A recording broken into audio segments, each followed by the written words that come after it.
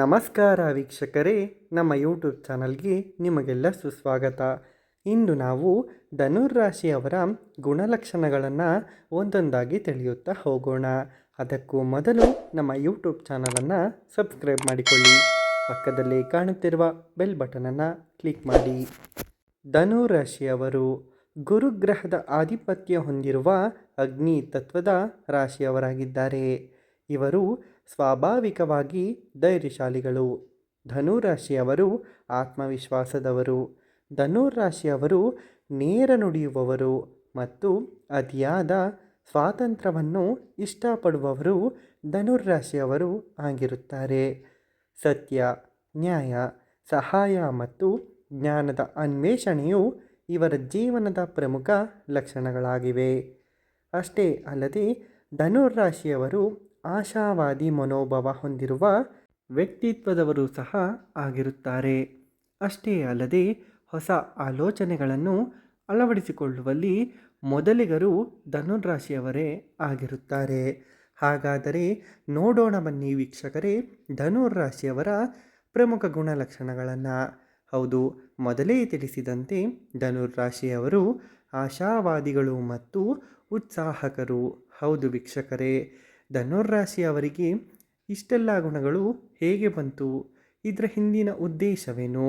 ಧನುರಾಶಿಯವರು ಅತ್ಯಂತ ಆಶಾವಾದಿಗಳು ಮತ್ತು ಜೀವನದ ಕಷ್ಟಕರ ಸವಾಲುಗಳನ್ನು ಧೈರ್ಯದಿಂದ ಸ್ವೀಕರಿಸುತ್ತಾರೆ. ಇದೇ ಇವರಿಗೆ ಆಶಾವಾದಿ ಗುಣ ಮತ್ತು ಉತ್ಸಾಹವನ್ನು ತಂದುಕೊಡುತ್ತೆ. ಹಾಗಾಗಿಯೇ ಧನುರಾಶಿಯವರಿಗೆ ಧೈರ್ಯವು ಜಾಸ್ತಿ ಇರುತ್ತೆ. ಸ್ವಾತಂತ್ರ್ಯ ಪ್ರಿಯರು. ಇವರು ಸ್ವಾತಂತ್ರ್ಯವಾಗಿರಲು ಇಷ್ಟಪಡುತ್ತಾರೆ. ನೀವು ಬೇಕಾದರೆ ಗಮನಿಸಬಹುದು, ನಿಮ್ಮ ಮನೆಯಲ್ಲಿ ಅಥವಾ ನಿಮ್ಮ ಸ್ನೇಹಿತರು ಅಥವಾ ನೀವೇ ಧನುರಾಶಿಯವರು ಆಗಿದ್ದರೆ ನಿಮಗೆ ಸ್ವಾತಂತ್ರ್ಯವನ್ನು ಪಡೆಯಲು ಇಷ್ಟಪಡುತ್ತೀರಾ. ಅಷ್ಟೇ ಅಲ್ಲದೆ ನಿರ್ಬಂಧನೆಗಳನ್ನು ಸಹ ನೀವು ವಹಿಸುತ್ತೀರಾ. ಕಟ್ಟುಪಾಡುಗಳನ್ನು ಸಹಿಸುವುದಿಲ್ಲ. ಒಂದೇ ಮಾತಿನಲ್ಲಿ ಹೇಳಬೇಕು ಅಂದರೆ ಇವರು ರೂಲ್ನ ಆಲ್ಮೋಸ್ಟ್ ಫಾಲೋ ಮಾಡೋದನ್ನು ಕಡಿಮೆ ಮಾಡ್ತಾರೆ. ಧನುರಾಶಿಯವರು ಪ್ರಾಮಾಣಿಕತೆ ಮತ್ತು ನೇರ ನುಡಿಯವರು. ಹೌದು ವೀಕ್ಷಕರೇ, ಧನುರಾಶಿಯವರು ಯಾವಾಗಲೂ ಸತ್ಯವನ್ನು ಮಾತನಾಡುತ್ತಾರೆ. ಮುಚ್ಚುಮರೆಯನ್ನೇ ಮಾತಾಡೋಲ್ಲ. ಮುಚ್ಚುಮರೆ ಇಲ್ಲದೆ ನೇರವಾಗಿ ಮಾತನಾಡುವ ಸ್ವಭಾವವನ್ನು ಧನುರಾಶಿಯವರು ಹೊಂದಿರುತ್ತಾರೆ. ಅಷ್ಟೇ ಅಲ್ಲದೆ ಧನುರಾಶಿಯವರು ಸಾಹಸ ಮತ್ತು ಪ್ರಯಾಣವನ್ನು ಇಷ್ಟಪಡುತ್ತಾರೆ. ಇವರಿಗೆ ಪ್ರಯಾಣ, ಹೊಸ ಸ್ಥಳಗಳನ್ನು ಅನ್ವೇಷಿಸುವುದು ಮತ್ತು ಜ್ಞಾನವನ್ನು ಪಡೆಯುವುದು ಅಂದರೆ ತುಂಬ ಇಷ್ಟವಾದ ಕೆಲಸವಾಗಿರುತ್ತದೆ. ಕಡಿಮೆ ಅಂದರೆ ವರ್ಷದಲ್ಲಿ ಒಂದು ಬಾರಿಯಾದರೂ ದೂರದ ಸ್ಥಳಗಳಿಗೆ ಪ್ರಯಾಣವನ್ನು ಮಾಡಲಿಕ್ಕೆ ಇಷ್ಟಪಡುತ್ತಾರೆ ಧನುರಾಶಿಯವರು. ಅಷ್ಟೇ ಅಲ್ಲದೆ ಇವರು ತುಂಬ ಬುದ್ಧಿವಂತರು ಕೂಡ ಆಗಿರುತ್ತಾರೆ. ಧನುರಾಶಿಯವರ ವ್ಯಕ್ತಿತ್ವ. ಹೌದು ವೀಕ್ಷಕರೇ, ಧನುರಾಶಿಯವರು ಸ್ನೇಹಪರ, ಬುದ್ಧಿವಂತ ಮತ್ತು ದಾರ್ಶನಿಕ ಗುಣಗಳನ್ನು ಹೊಂದಿರುತ್ತಾರೆ. ಧನುರಾಶಿಯವರು ಆಶಾವಾದಿ ಮನೋಭಾವದಿಂದ ಎಲ್ಲರನ್ನ ಆಕರ್ಷಿಸುತ್ತಾರೆ.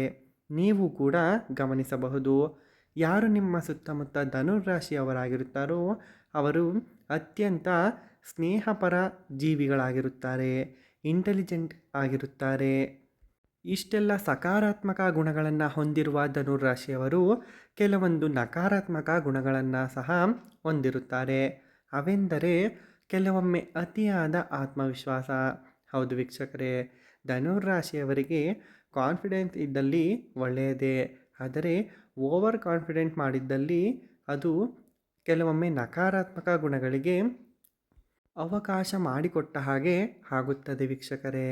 ಆತ್ಮವಿಶ್ವಾಸ, ಕಟುವಾದ ಮಾತು, ಮೊಂಡತನ ಮತ್ತು ತಾಳ್ಮೆಯ ಕೊರತೆ ಇವರಲ್ಲಿ ಅತಿಯಾಗಿ ಕಂಡುಬರುತ್ತದೆ.